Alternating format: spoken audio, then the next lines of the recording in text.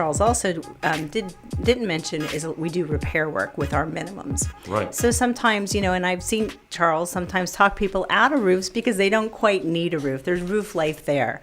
So I really value his moral compass with customers. I think that's what makes him different from other roofers. He's gone up, taken the leaves out of the gutters and the valleys and said, that's all you needed.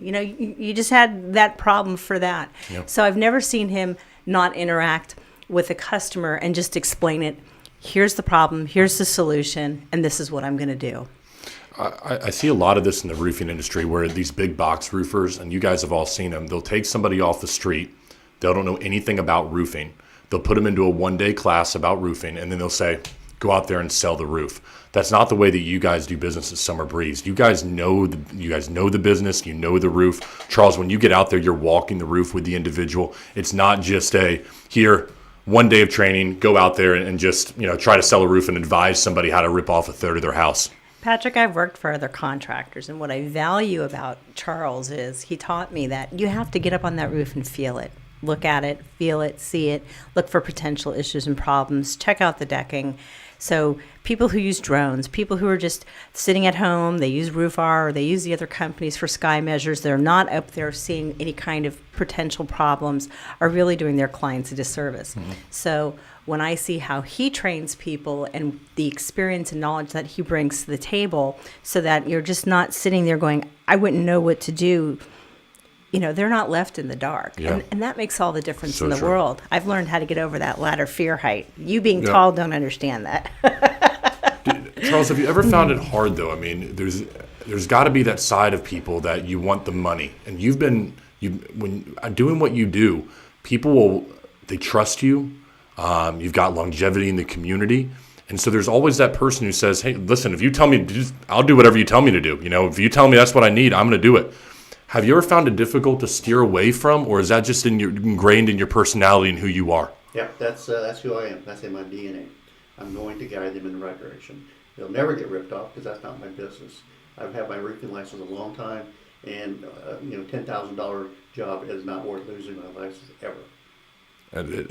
More people need to have. I think, unfortunately, what we have in our industry is this side where the owner is not involved with the day-to-day operations of the company, and you've got sales reps out there chasing the dollar because they want to get as much as they can from the insurance company, or they want to drive the per square amount up as high as they can on that individual and the roofer, because that's more commissions in their pocket. But I think that what people need to understand is if you're able to help somebody and truly advise them on the right thing to do, it's going to come back at you tenfold. In the short term, you may not win, but in the long term, you're going to win doing business the right way.